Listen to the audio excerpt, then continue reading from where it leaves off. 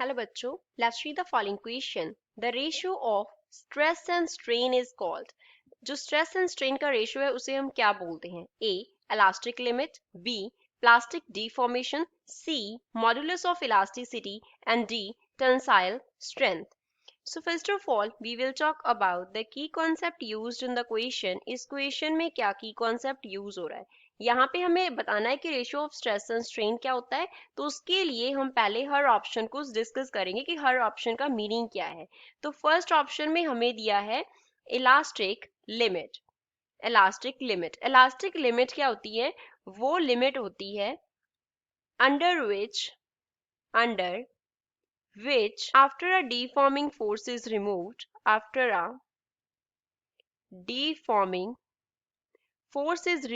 हमने deforming force apply किया था लेकिन वो इलास्टिक लिमिट के अंडर था, तो जब हम उस डिफॉर्मिंग फोर्स को क्या कर देंगे, रिमूव कर देंगे, तो बॉडी क्या कर लेगा, अपना ओरिजिनल कॉन्फ़िगरेशन रीगेन कर लेगा।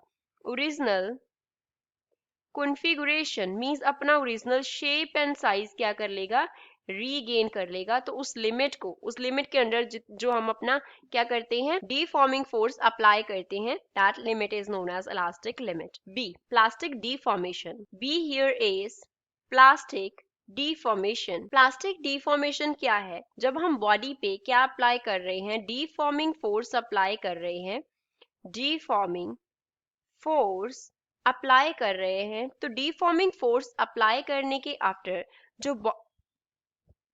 जो बॉडी है उसका क्या हो गया, परमानेंट डिफॉर्मेशन हो गया।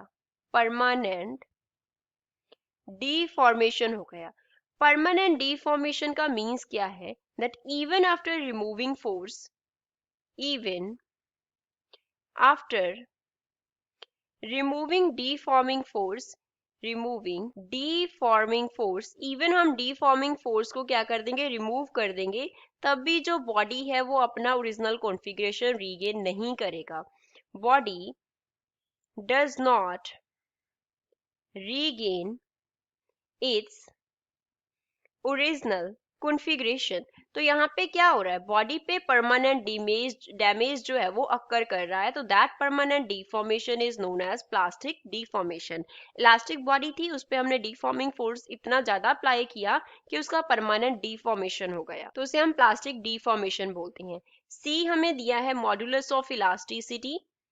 Modulus of elasticity, modulus of elasticity हमें क्या बताता है कि कितना स्ट्रेन प्रोड्यूस हुआ जब हमने क्या अप्लाई किया, स्ट्रेस अप्लाई किया। Strain produced on applying the stress. तो मॉडुलस ऑफ इलास्टिसिटी क्या होता है, ये रेशियो होता है स्ट्रेस एंड स्ट्रेन का। स्ट्रेस टू स्ट्रेन का जो रेशियो है that is modulus of elasticity. Last option tensile strength. D option is tensile strength. Tensile strength होता है ability of the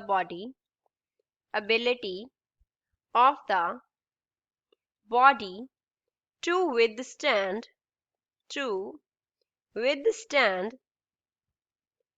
tensile stress. Tensile stress को withstand करने का जो एबिलिटी है बॉडी का, दैट इज टेंसाइल स्ट्रेंथ, उसे हम टेंसाइल स्ट्रेंथ बोलते हैं।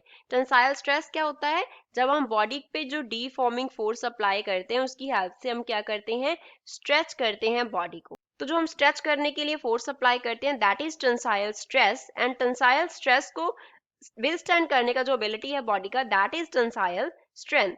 तो हमें पूछा था ratio of stress and strain, तो ratio of stress and strain को हम क्या बोलते हैं, modulus of elasticity. So C is the correct answer for the given question. I hope you understood it well. Thanks.